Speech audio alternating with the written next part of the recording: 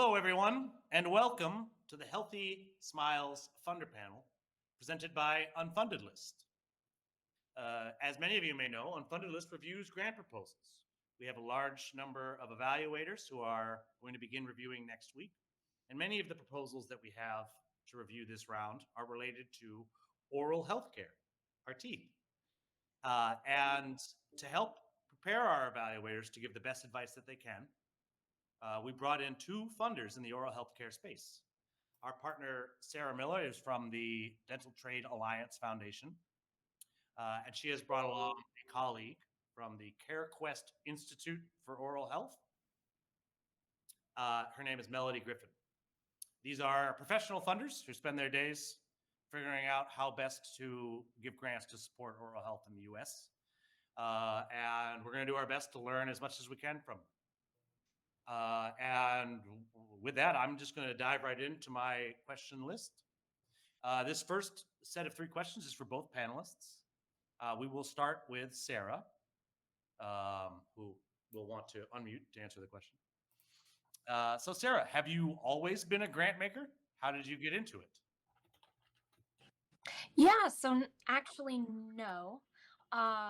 I am a nonprofit management professional by trade. My background's actually, my undergrad's in theater, and I kind of ended up working at a library in Central Arkansas, managing a theater, some unique spaces, but we did fundraising, and I worked with so many different nonprofits and some of their causes. And so when I made the leap and moved out to DC, I wanted to grow on the fundraising side, but also I didn't want to give up the giving the money side. Giving the money is a lot more fun than fundraising, in my opinion. And so I purposely wanted to work at a foundation that did both.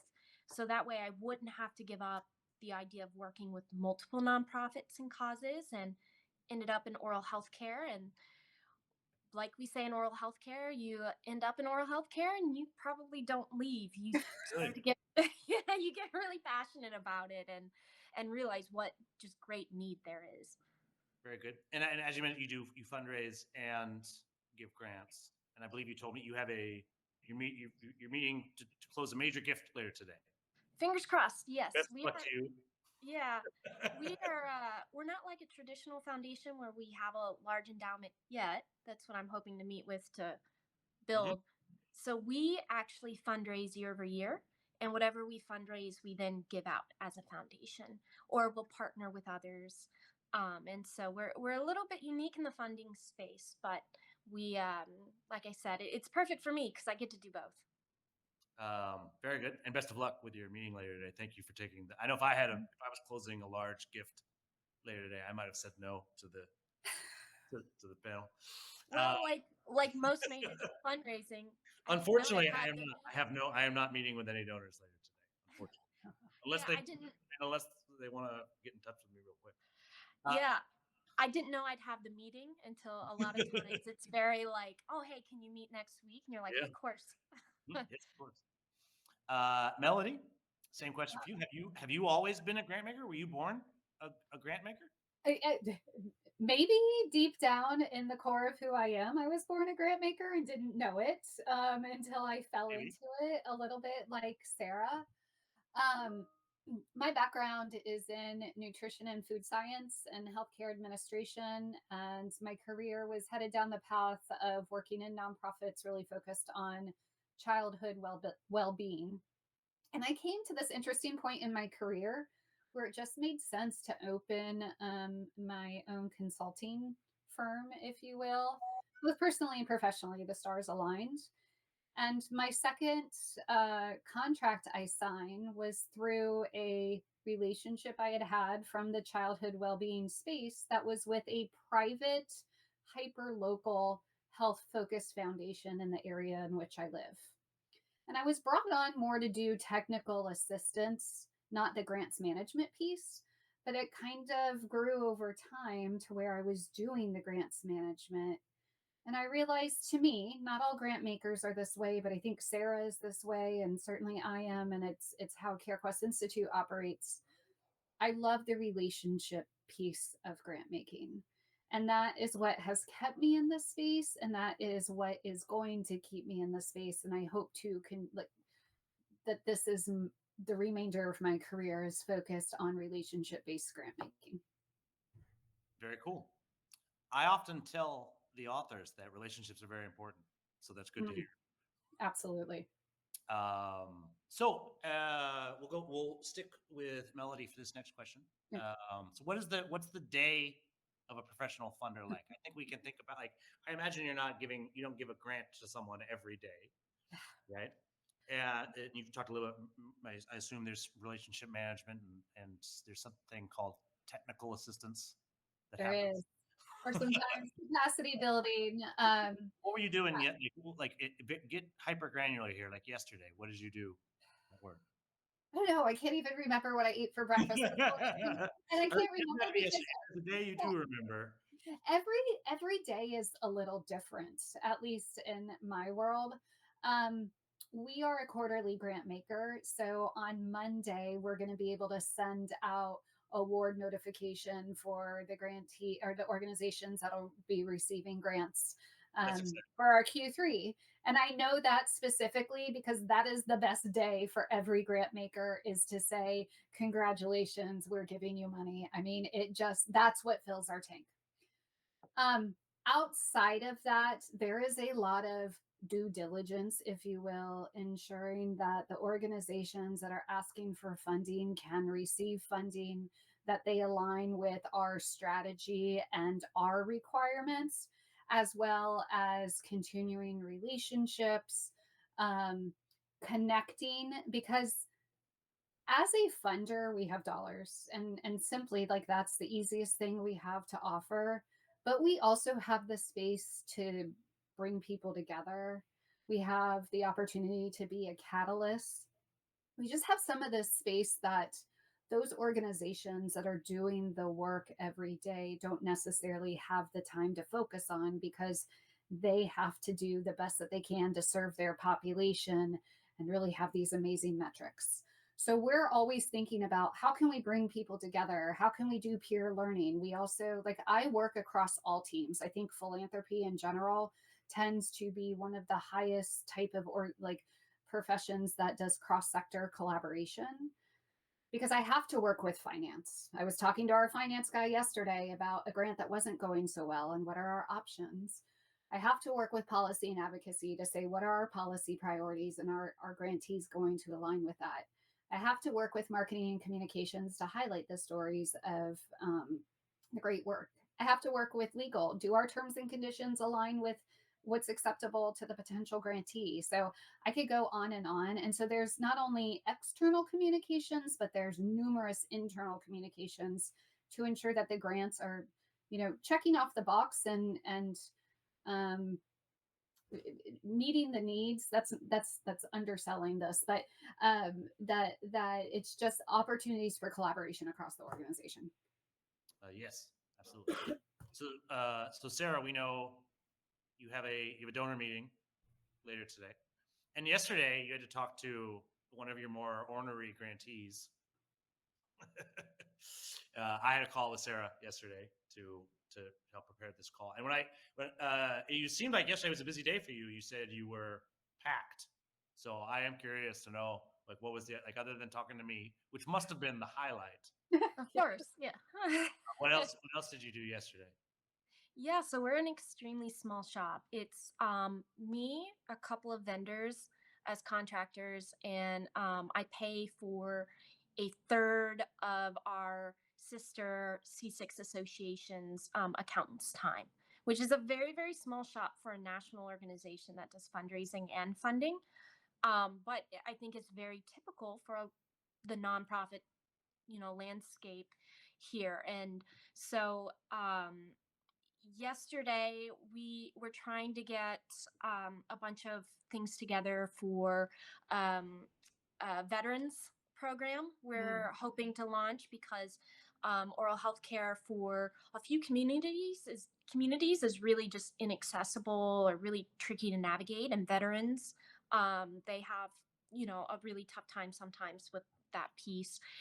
So trying to get those pieces together, preparing for my my meeting today, preparing for a board meeting, an executive committee meeting. We're in budget season, so starting to get that ready for the board meeting. And then we just awarded grants, and so we were able to do the contract, get the funding out, and now we're on the marketing piece of trying to highlight the awesome work that these grantees are doing and are going to do with the funding. And so it's a lot of, for me, it's a lot of, they say wear multiple hats.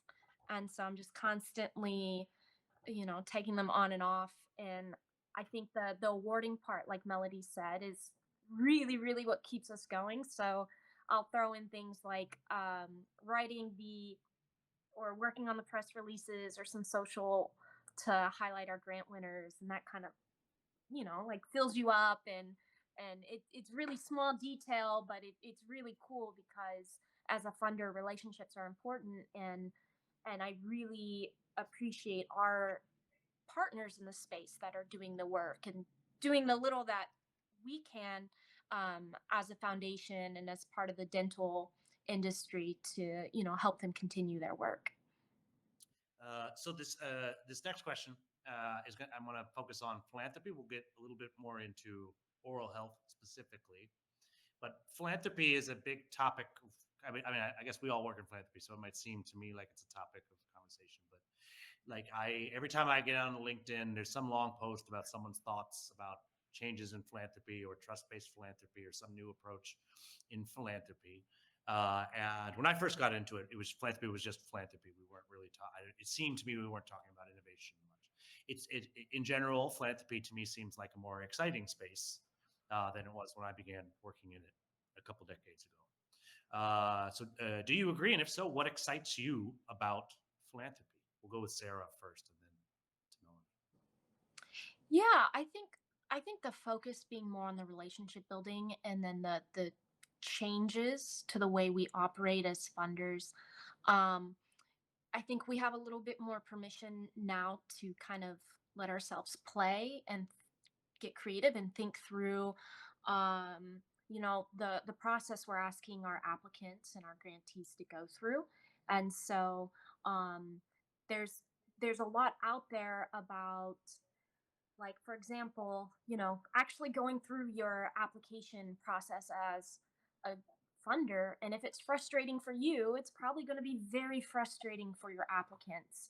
Yes, it Thinking is. of, yeah, thinking of new ways, like, asking, um, letting applicants know they can just upload someone else's proposal if they've already proposed to another organization for the same project or concept. So, for example, CareQuest Institute is probably going to ask better questions about some of the oral health specific spaces than I might. And so then I can learn something from seeing the other ways these funders are applying. And I think we're also post COVID.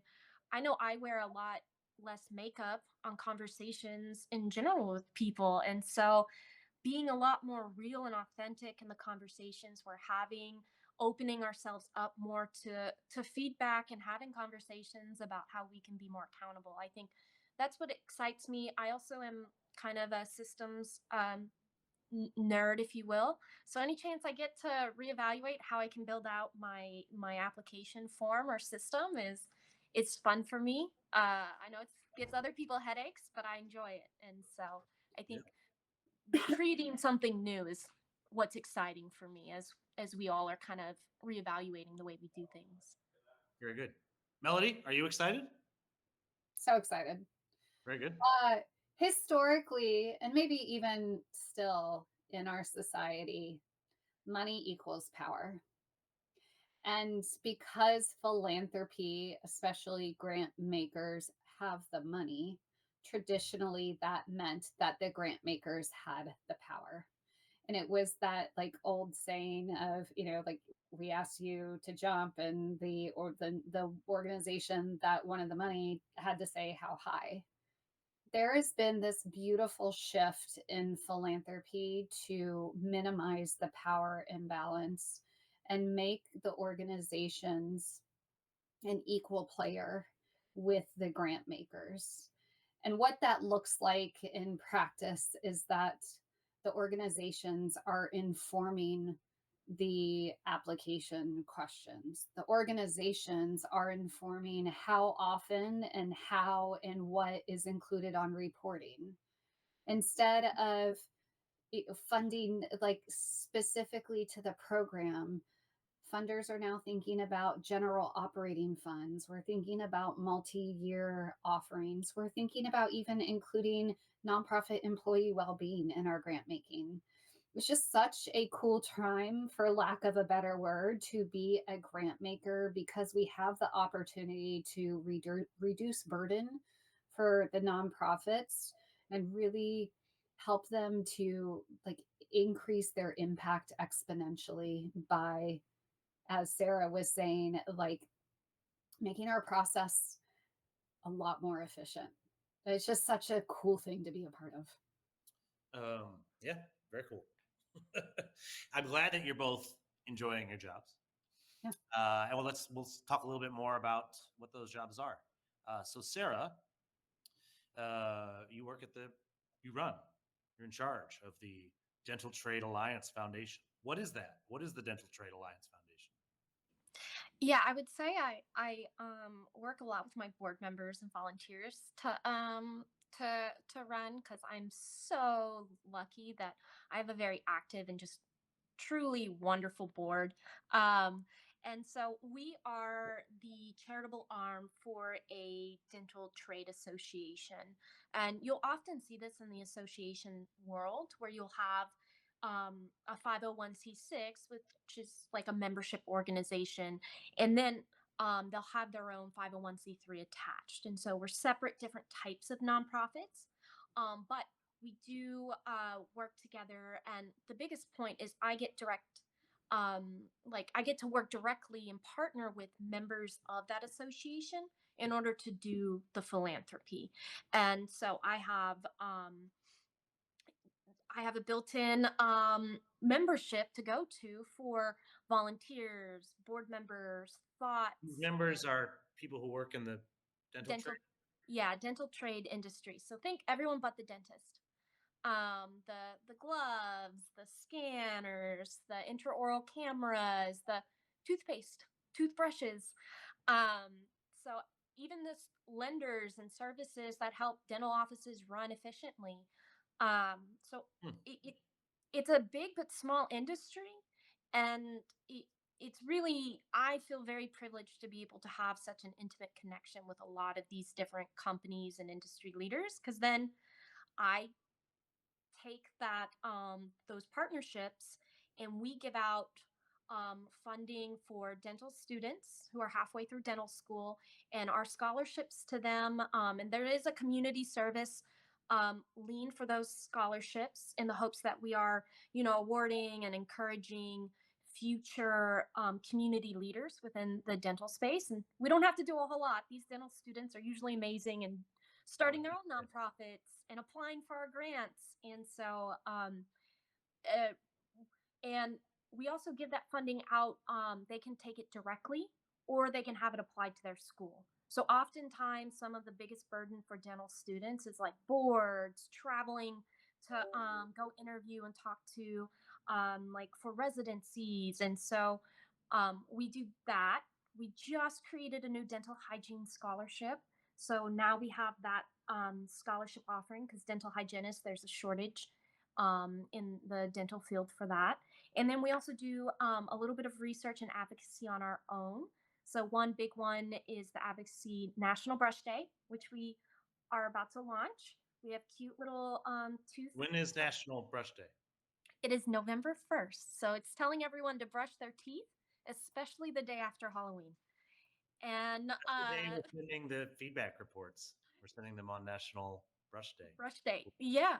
And this year we have little heroes and stuff that our marketing team has worked very cleverly on. So I'm excited for the launch of that.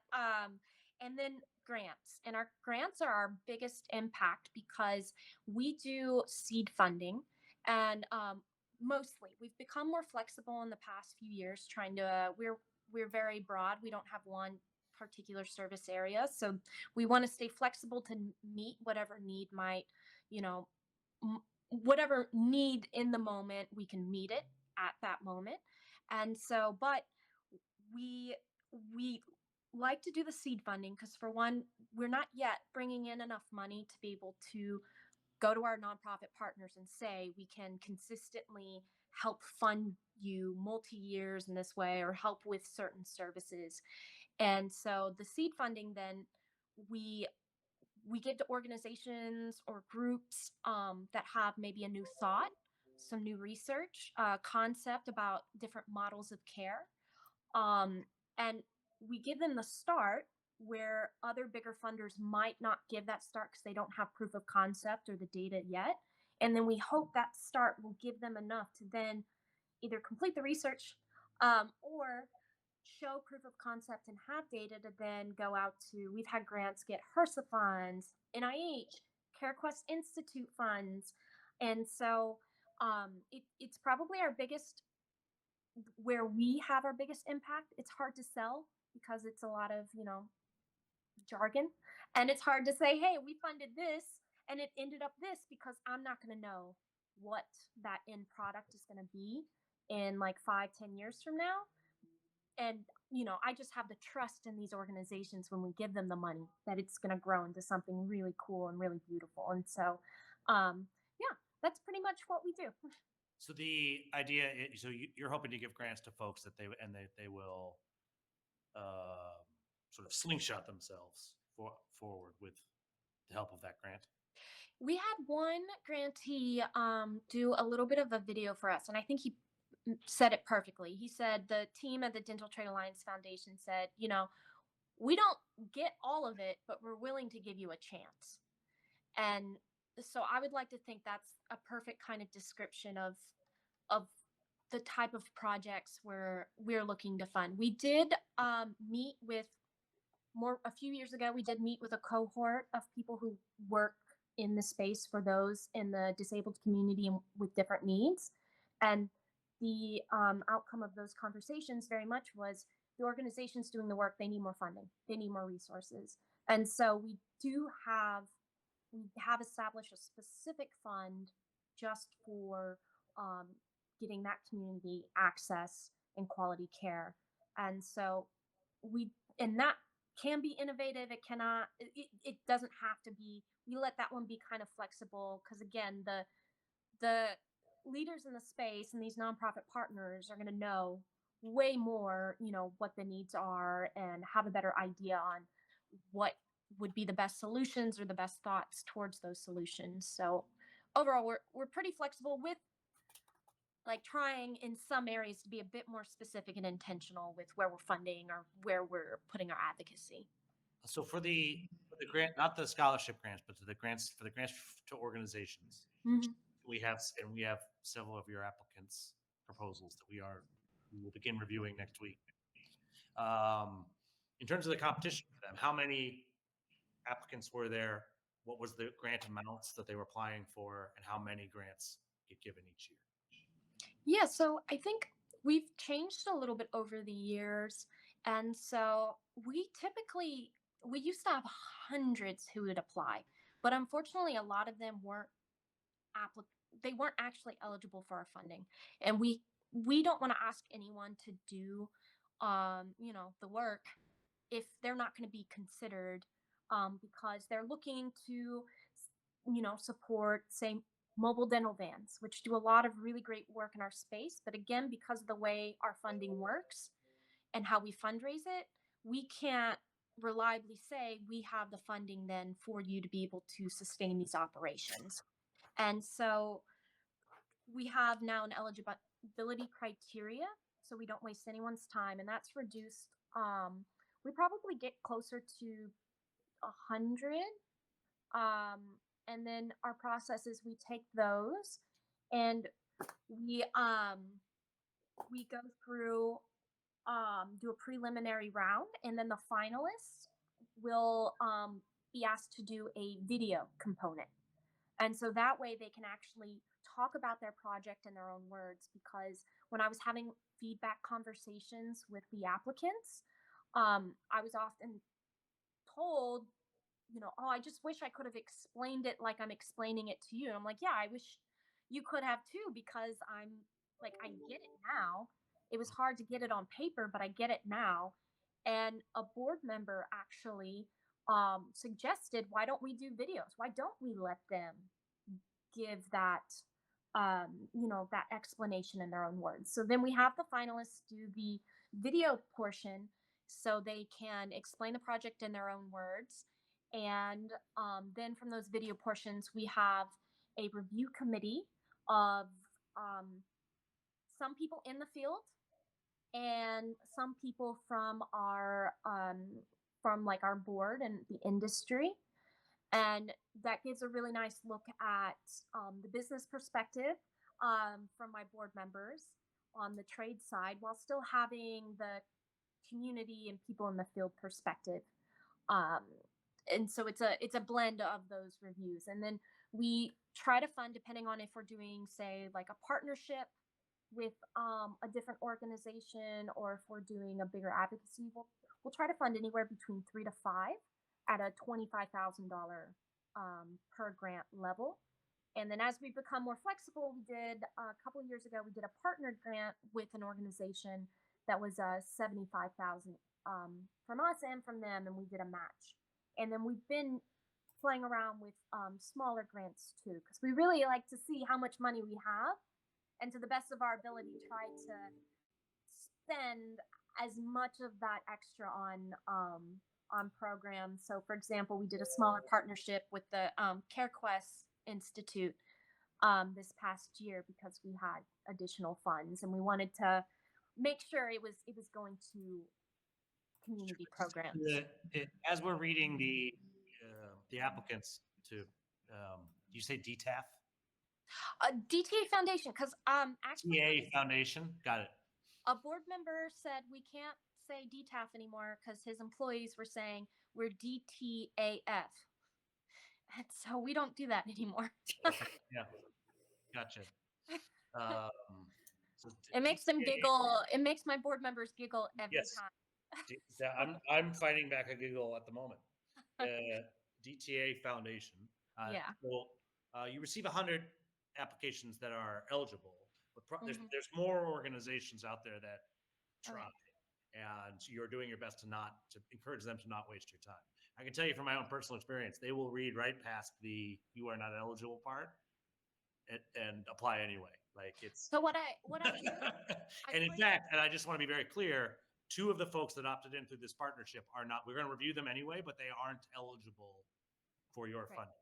They think they applied to you, and in our feedback, we are going to try to explain. We're going to try to do our best to explain to them that they are not eligible. But so there's about 100 that apply, and then some more out there that would like to apply but aren't eligible. And you do give a fairly small number. It's pretty competitive for these folks. It's a very large number being turned down. It's great that they have access to all the feedback. I think that would be helpful for our evaluators to know that this is a very competitive grant, but also that you are thoughtful, open-minded funders that sometimes work in collaboration.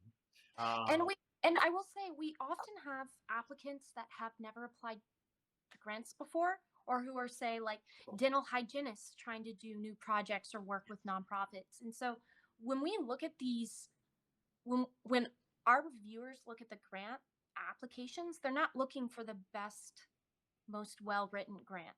And so as long as it's clear about what the as long as it's clear, I have read these, and they're interesting programs, but they are not the best written grants I've ever read. right. And as long as the concept is clearly defined, that's really what we look for. But we're not looking for, because it's seed funding too. You never know who's going to have this amazing, just groundbreaking thought. And so it is competitive, but not on the actual grant writing itself. It's competitive on the actual project. Will it make a difference? And is it a different approach maybe to how we've been doing things in the past?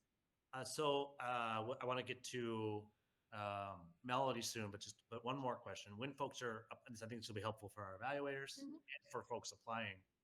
What's the biggest mistake they make when they apply to you? I think it's probably the way they explain things. So like jargon, not clearly, they'll do the acronyms over and over and Yes. over again. They'll One of them has a very big acronym problem. And so I I think there are a lot of really great ideas probably don't end up in front of reviewers because they're not explaining it. And like you have to assume the reviewers have no clue about what you're talking about the space you're in. And even though they will, we try to make sure some of our reviewers will. It's better to assume that to write the grant in that kind of way. And then also I think one of the biggest things is the way people describe how the funds are going to be used. So because our funds come from dental trade companies and some of the reviewers are in those companies, They can't buy equipment with it. well, exactly. They don't want to review these grants and say, "Oh, they're just using the funding we gave to line our pockets back up." And so, but we don't if it's part of a pilot project and part of the costs, I think they try to go too heavy on the jargon and some of pieces like that rather than explaining the actual project itself and how they plan to I think that can be. implement it. This is something we see often, and it's something I talk to the authors about often.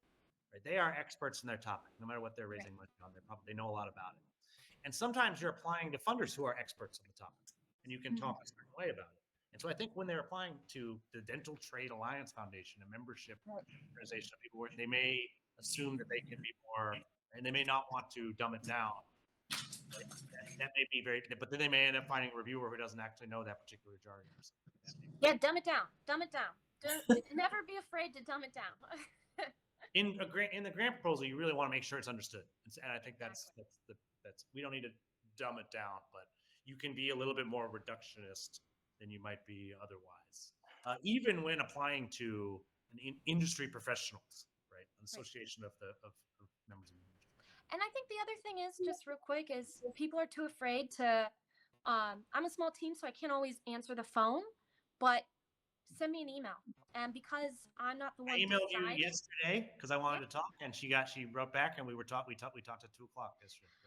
That's true. go ahead, send an email to funders. Right. This is If you true. can find an email, some funders will not respond, and they have a very set specific rule about not talking. But some of us are more than willing to, and I purposefully don't decide the grants so I can talk to applicants and grantees. And so you never know. Send an email, see if the funder's willing. Because I'll even do a first run look over and give feedback too. And so you never know if Yeah. a funder's gonna be willing to do that. So And as we've already said, the relationship is a big part of it. exactly. And that's how you email people, you talk to them. That's how you build relationships. Right.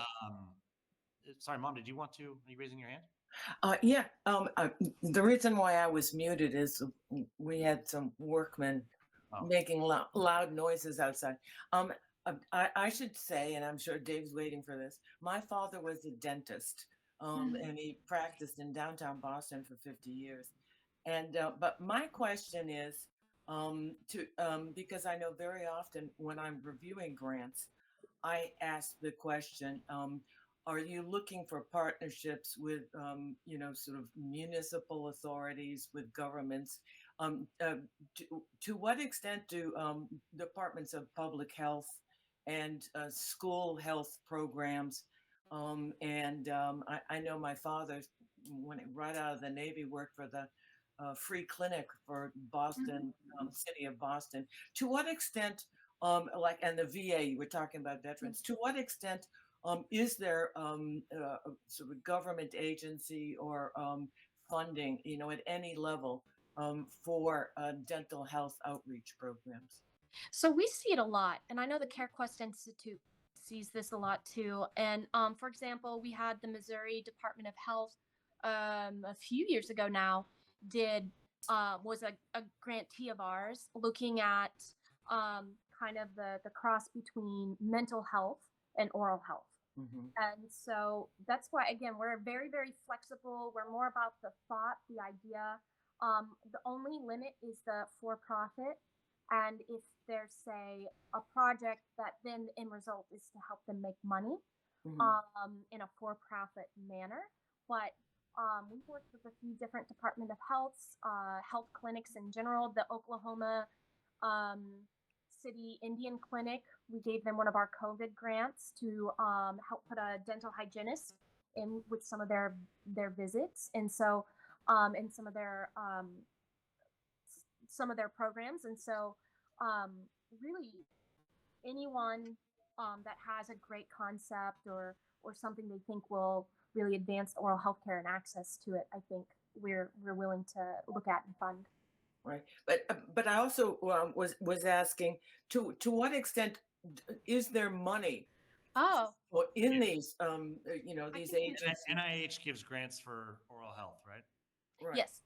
Melody probably can better answer that one. Yeah, actually, there is a question coming down the pipe that is around that. I think I have a lot of questions that I want to get back to. That's a good one, and I think we can keep it in our mind as we continue to answer. Sarah mentioned that she works with other funders, which is terrific. There are many funders out there in silos that do not talk to each other. I think it's and I think one of the things that excites me about philanthropy is that the silos are breaking down. And increasingly, when I talk to funders, they do actually know each other. I used to be early in my career, I'd be very surprised they would not. Two foundations funding the same issue don't actually even know each other, not even socially. But you two know each other. You're here on the panel. Melody has joined the evaluation committee. This will be your first time. That's right. Proposals with us. And like Sarah mentioned, there is some sort of hope that she won't be the only funder of these organizations, right?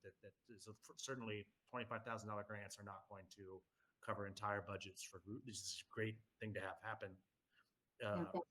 As a recipient of a $25,000 grant from DTA Foundation, I'm very happy and grateful for it. And that's a lesson you should always thank your donors whenever you get there. But I'm not running the entire organization on that. I have to have other funders. I think it's exciting for Sarah it's important for her to have relationships with other funders in oral health for this reason. CareQuest is a larger funder. You have more resources, as I understand. They are not your personal resources, but you have giving away some. So what is? I was looking at your 990 yesterday, and this is a very large and impressive organization. Yes. What is the CareQuest Institute for Oral Health? Yeah, thanks. We were founded a few years ago as like a next iteration to the DentaQuest Foundation and DentaQuest Institute, and that relates to Delta Dental. So our 990 has some influence from Delta Dental in Massachusetts. We are a Boston-based nonprofit. We are a unique mix. My grandpa was a dentist, so that's very similar. Oh, yes, exactly. So we are a unique mix of a little bit of a corporate social responsibility funder, but also a bit of a private funder because we do not fundraise. We have a bit of an endowment, which is also some of the profits. You could say that. So it's a little messy, but we'll talk about that in a little bit. Because we talk about reaching out to funders and what that looks like. It's also getting to know the type of funder because that will influence the type of relationship you want to have. And if you reach out to them and kind of how you should customize your proposal to align with the funder's strategy. What's unique about us is, yes, we have a focus on oral health, but we talk about this really big goal of systems change. So we are not a program funder in the traditional sense. What's important to most funders is often number of people served, return on investment, some of those like basic metrics that are traditional for programs. Like how many teeth cleanings did you fund? Right. I'm going to say we don't care about that, but that's really not. We do care about that. That's important work, but that's not how we. I care a little bit. We want. We want to fund organizations that are working to create advocates for oral health, that are working to create policy change, both on the local, the state, the federal level. We want organizations that are learning how to bring in the voice of the people that they serve to inform their programming, and eventually those people leading the work. What that looks like is maybe a oh my goodness, a committee or a board of individuals with disabilities and their family members to inform oral health services for individuals with disabilities. And we also do a little bit of funding and research. So we, for the past couple of years, have had a grant making budget of about 13 million. And our grants go anywhere from as small as about $2,000 up to about $500,000. We are extremely relationship based, and we encourage individuals to reach out to us before they even submit a concept, which is kind of like a letter of intent. So we can have the conversation with them about, do they align? Or maybe they are like kind of there, but they need some massaging to get it there. We want to essentially the relationship manager on the philanthropy team to be the advocate for this proposal. So when we present it to our coworkers and our CEO, we know that it's aligned with our strategy. But not every grant making organization is like that. So I encourage people to go onto the websites, as Sarah was mentioning, and you can kind of get a feel about if they have this open door policy or if it's closed door. And those that are closed door really, they don't want. It's not that they don't want their relationship. It just may not be in their process. It may not be allowed. It may be against their funding guidelines. Time is usually Yeah, the thing. exactly. And they But mean, if I would say they mean, like they mean, if it's clear, they're saying don't contact us. They mean it. It's not yeah, find a secret way or try right, harder to contact us. right. Um, But if they share openly contact information, if they say contact us, I don't care if you have to make up a question, contact the grant maker. Because once you create that relationship, the likelihood of funder and it being funded, in my opinion, is higher because they're probably going to work with you to get the proposal to where needs to be. May not be immediately, maybe a year from now, but that relationship is extremely important in relationship based grant makers.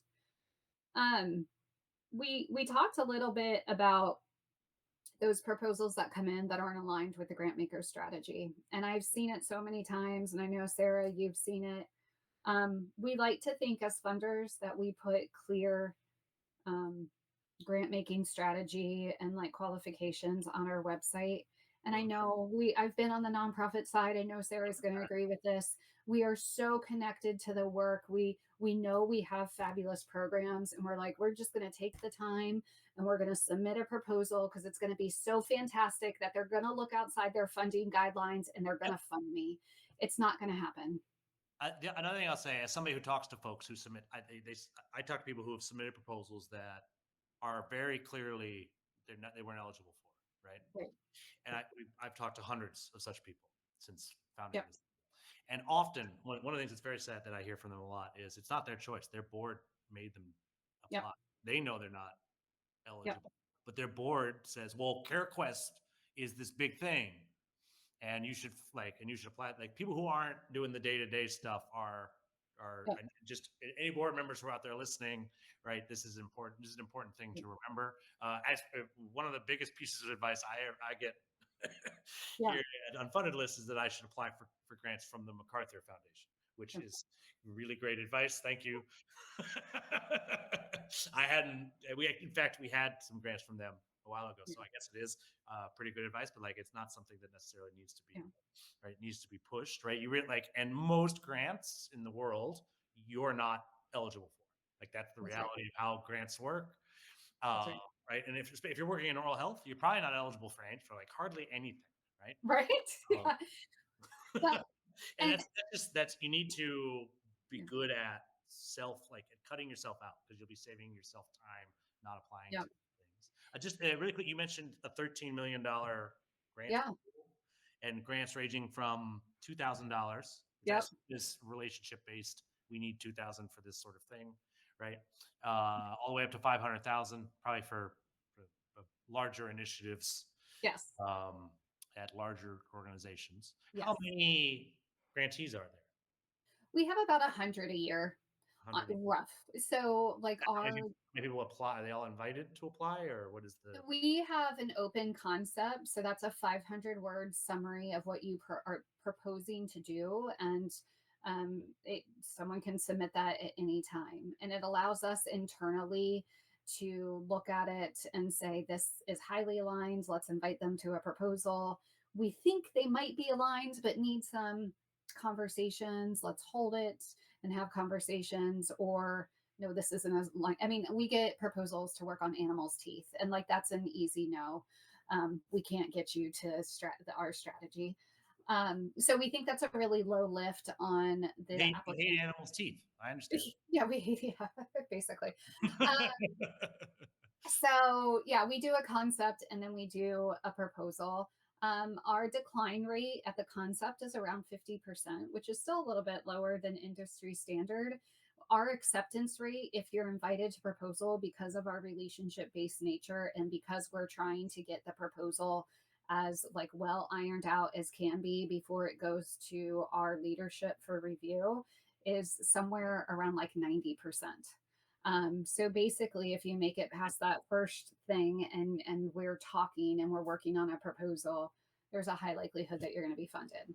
Now, we may come back before the proposal is finalized and say, you're asking for 300 and we're just not quite there yet. And so we suggest more of like 100,000, and can you scale back? And we'll do that type of relationship, which again, each funder is different. You've talked to one funder, you've talked to one funder. So that's why I encourage those conversations ahead of time and to ask those questions. And going back to the amazing program, if you have a freaking fantastic program that doesn't align, don't be afraid to send the email or pick up the phone and ask about it and talk about it. Do that before you apply, because the applying takes resources from the grant maker to actually review, to provide comments, and you're doing a disservice both to your team and to that of the grant making team. Indeed. And I think many times they think our program is so great, right? We understand that it's not, but we'll be able to convince them here. Yeah. And I think it is important for them to understand that it's much more likely that the opposite will happen, that they will the grant makers. Sometimes these are, and again, this is worth pointing out. You don't own Delta Dental or DentaQuest, right? Like you are an employee of a grant making organization. It's not your money. That's right. Set these policies and everything. You're doing your job. Yeah.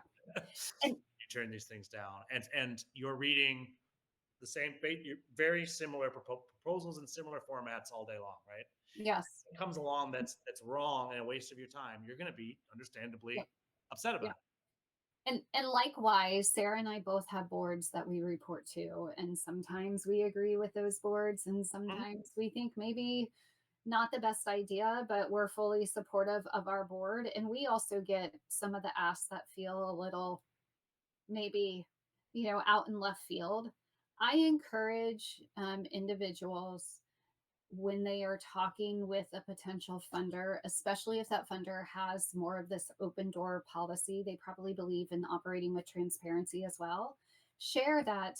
I know this may not be aligned, but my board is asking me to do it. I know, like operate in the transparency, because we probably have experienced similar things, and it's all about building that relationship. And there were a couple things I wanted to build upon when you asked Sarah, like some of the common mistakes or frustrations that we see in applications. When you talk to industry specific funders, so Sarah and I know a lot about oral health, or our reviewers know a lot about oral health. The problem should still be identified, but one of the biggest things I see is that an applicant spends this much time on the problem and this much time on their proposed solution. And it would have been so much better flipped around, but because it's like, we know this is important. We have $14 million, $13 million. You are an institute of oral health. Yeah. So if you have data points to share, make sure they're unique to your location, to your population, and it's not like the general ones that we're pulling off the CDC website or something, or like some of the common things. Also, I get applicants that will share CareQuest Institute data with us. And I'm like, we know this data. We don't need that spit back to us. Thank you. I'm glad you're aware of it, but like use that space to talk about your unique solution. Jane was talking about other funders and partners. We, as grant makers, and what you were referring to, Dave, really work together. We are not competitors in most cases. Ideally, Sarah and I work ourselves out of jobs because there are no oral health issues anymore.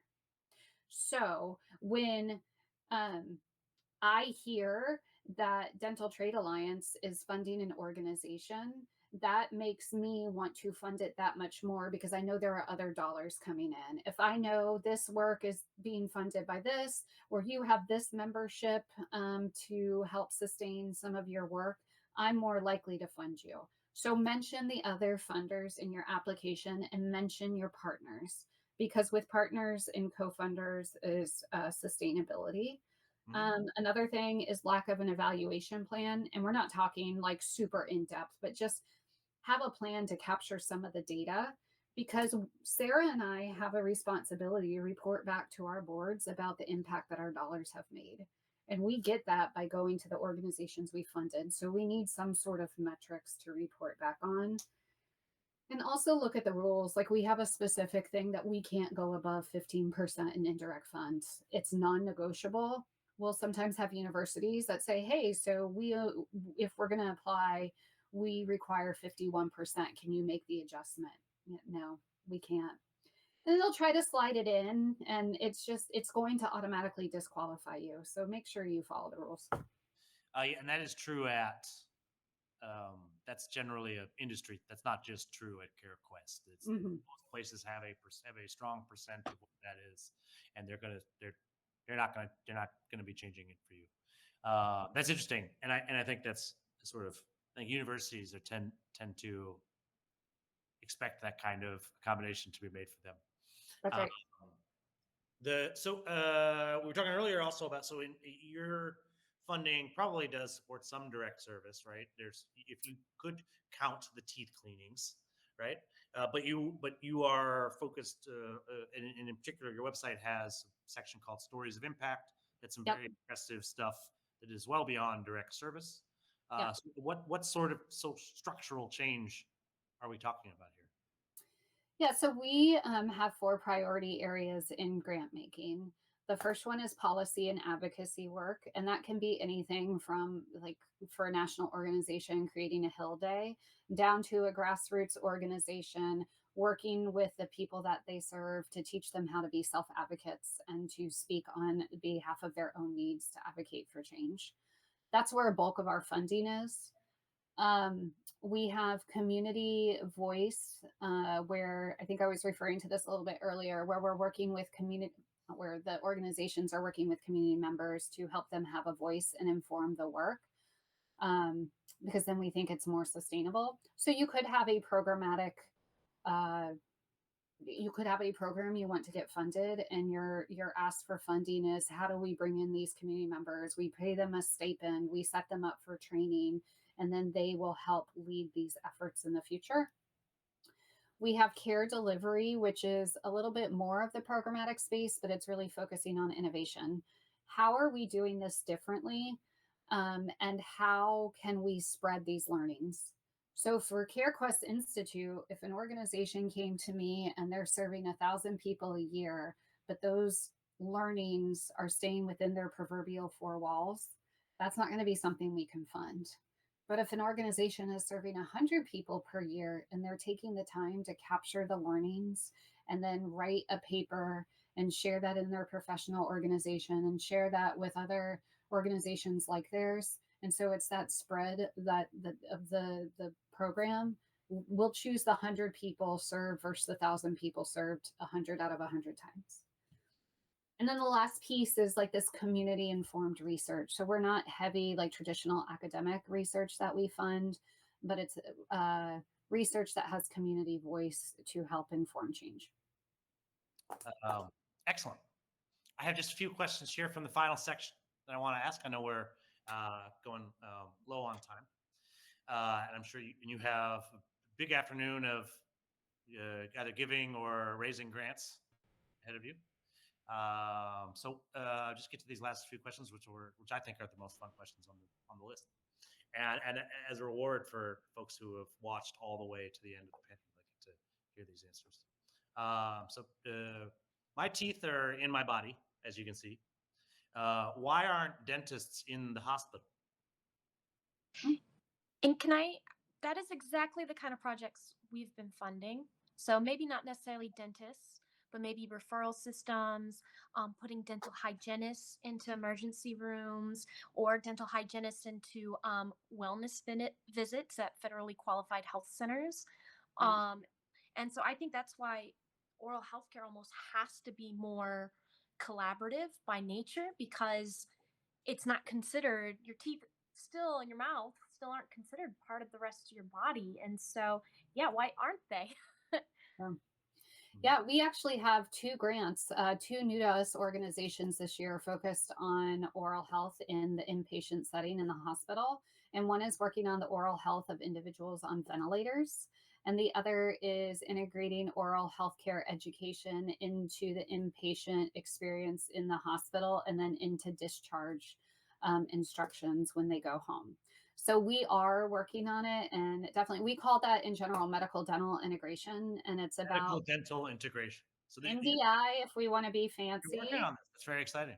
Yeah, and so we even have an organization, I forget where they are, where we funded, and we started funding them back at COVID, and it was people going for their oral health cleanings, their teeth cleanings, to be offered the COVID vaccine, and then it moved to HPV vaccine, and now it's the flu vaccine. And so there's all kinds of like cross referrals, taking the blood pressure in the dentist's office or co-locating. My dentist can definitely work a needle. Yeah, exactly. So yes, teeth are part of the body. It's like the window. It's the window to the whole, or the door to the whole body care. That's excellent. Great answers. I'm enthused to hear that. I once went to the ER with tremendous tooth pain, and they offered me Vicodin, and send you home. Yeah. So I mentioned earlier that some of the proposals we're reviewing were submitted to DTAF, DTA Foundation, but aren't actually eligible, which is unfortunate. We'll do our best to give them feedback. One of the reasons is because they are from outside the U.S. Here, North America, outside North America. Yeah, they're very far outside of very far outside the U.S. In fact, from the global South, which is where we review proposals from the global South all the time. We have a similar partnership with a group called Kuja, which is a platform for international CSOs, and we've read some oral healthcare stuff before this partnership in the past. But since we do have a couple oral health. We have one from Tanzania related to oral healthcare, and another one from Zambia, and then several other general health related proposals from all across Africa. I understand you're focused on North America, but since we are reading this, can you talk to me a little bit about grantmaker collaboration inside oral health at the international level? Do you have any thoughts on oral healthcare abroad? Like, does the UN, is it one of the SDGs? Like, is there anything going on around oral? I know there are some international mental health campaigns. Is there any sort of international collaboration around oral health? You have a few big global oral health kind of organizations. I think, what is it? There's one, the FDI, that does some advocacy, I think, and it's an acronym. I can't remember what they stand for, but they do a lot around World Oral Health Day.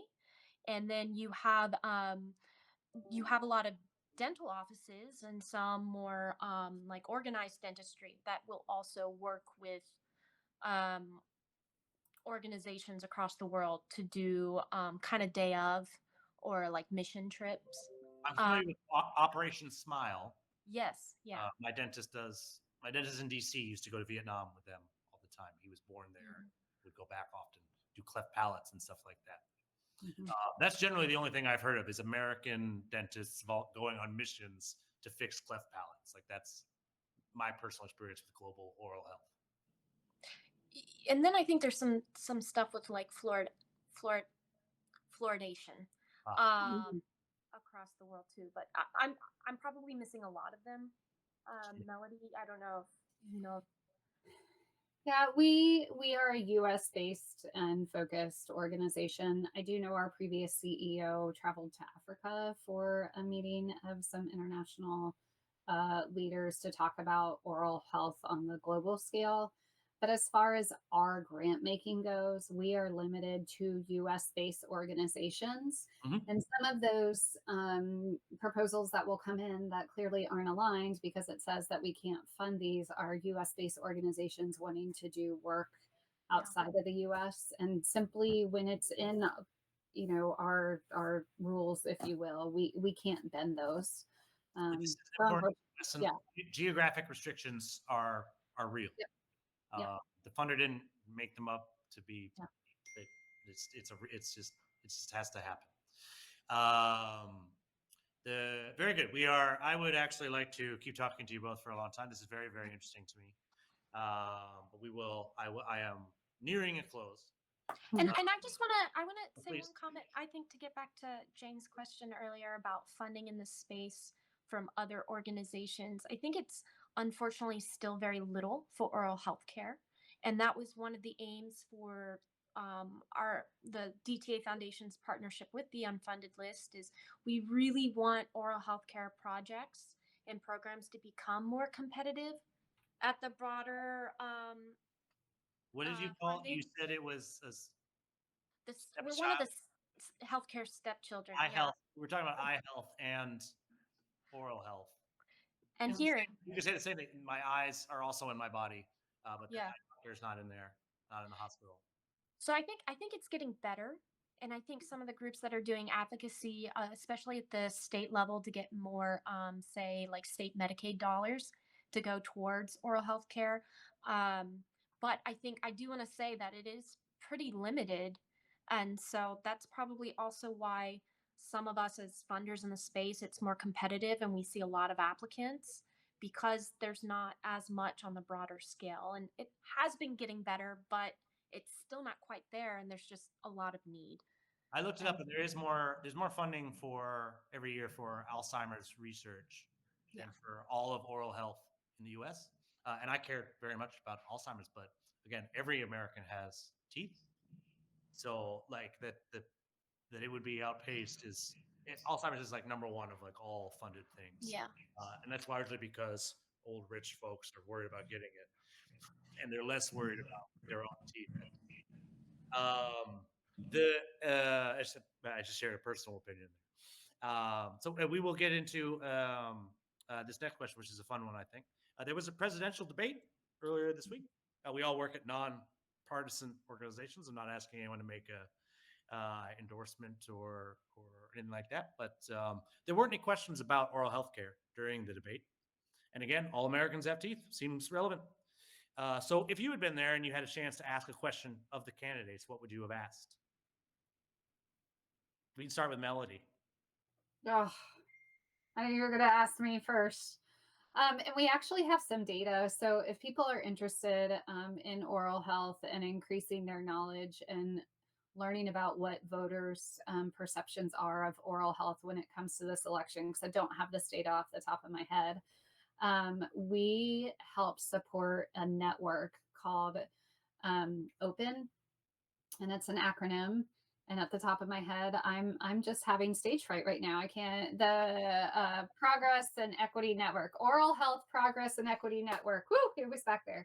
Is it O and is the H in there? Like No, there's no H in there because that would make it. So it's just, I kind of like O Pen. It's more. Yeah, OPEN. Right. It's free to join, and it has a significant policy and advocacy focus. And they just did polling of or sampling of voters around their opinions of Medicaid and oral health in Medicaid. And the numbers were pretty high of those people that said, yes, I want oral health to be included in Medicaid. So that's a great resource for individuals, not only to learn about what's going on in the policy and advocacy space for oral health, but also to connect with other organizations and individuals that are working in oral health. And I will get they can learn about Open on our website, which is carequest.org, and go under the policy advocacy tab, and there will be a link to it. I spent some time on the CareQuest website yesterday, and it's a very good website. Yeah. There's lots of interesting. If you're interested in oral health care policy or news and stuff like that, there's more than enough there to keep you busy. I feel like a bit like a politician because you asked me a question and I didn't answer it We're directly. talking politics. There you go. I delivered it to you beautifully. I would say I probably would have folded the question in with some of their when they were asking about healthcare. And so there were some questions about or some comments about private markets versus, government funded. I would have just simply asked, where do you see healthcare or oral healthcare within any of those plans, and how would you include it as more and more of your voters are now getting into a space where they're having to pay for private health insurance, since dental is still not included as it should be for most people. Health In insurance. Medicare, it's not. You have to. It's a bit of a complicated process to even get dental included if you want that in your Medicare coverage. And so I probably would have just asked, just simply, how would you see that working in either of your plans, whether it's private, whether it's public There was funded. some discussion of the Affordable Care Act and stuff like that, and it would have the oral health could have gotten. Right. I think it's sort of not that surprising that the candidates didn't talk about oral health specifically. Like you said, it's the stepchild of the healthcare industry. Right. They did talk about pets for a little while, and perhaps, but they didn't Yeah. talk about their teeth. That didn't come up there either. So Well, and I think that's part of the conversation, right? Is we want to talk about not that, but we want to talk about oral health care, but we also want to talk about oral health care as it relates to its importance for overall health care, because that's still where the disconnect is that people don't consider their oral health as part of their health. And it's one of the things that when they're having to decide like what appointments to cut and where to save money, they're much more likely to not schedule that dental appointment and not pay the money on dental and then end up in a hospital than they are, in other areas of their health. And so I think it's important to look at oral health, but then also look at it in that kind of larger, you know, that larger conversation about healthcare in general. yeah, and I think you mentioned the connection with mental health earlier, and it seems very simple to me that if you're happy with your smile, you'll be happier in general, right? Okay, those are all of my questions. Thank you very much for your time. We have a couple audience members, and if they have any questions, now will be a good time. Mom? This is just a comment. I sent Dave an article yesterday. She often does. I get articles. Right, I know. I always read them. The old academic in me. It was about the new research on the relationship between gum disease and dementia. So it is very important, and of course wasn't the opioid is there's some drug addiction which you can tell by their teeth fall out of their heads, so I mean it is part of health, and it should be included in the government programs in the ACA. Anyway, that's all. Thank you very much. That was very informative. I took lots of notes. Nice, thank you. And as we mentioned earlier, Melody is evaluating with us for the very first time. Yeah. My mother is the original evaluator. Love it. At one point, I only had one. I only had one volunteer signed up. We have 490 volunteers who are ready to go this round, but we're lucky to have the first one. And it took me a long time to convince her to do it. No, she didn't even know what I was asking, and she said yes. But Mom, since you've been evaluating so long, and this is Melody's first round, do you have any advice for her as an evaluator on how to give? No, something, she has been reading lots of grants, so I don't think she needs my advice. But But I think what the advice you gave is something that I often say, particularly, frankly, for those global south. Be specific about your location, your population, who you're dealing with, and what the solution is. You're absolutely right. Sometimes they're just, assuming that you have knowledge, of where they are and who they're dealing with, which they don't. What is it? I often have to read a proposal twice because there's a question I'm trying to answer for myself the first time I read it, and it never gets answered. Right. I Yeah. just have to go back to the beginning and read it again, knowing that it doesn't get answered. And Yeah. And some of the folks from Africa sent proposals, and it took me a very long time to figure out where in Africa they were. So they talked about some district and big place. yeah, but you have no idea where they're talking about. Okay, yes. Thank you very much. Thank you, David Jaffe. Thank you to all of the evaluators and proposal authors and all of the members of the dental trade and dentists and hygienists and even the bureaucrats working on oral health care policy and all the other funders in oral health and mental health and eye health and everybody out there trying to do a thoughtful and compassionate job to make the world a better place. We really appreciate it. This has been a terrific panel. David's going to get it edited up and shared soon, and I think it'll be really helpful. Thanks again for taking the time. Yeah, thanks for having us. Bye, everybody.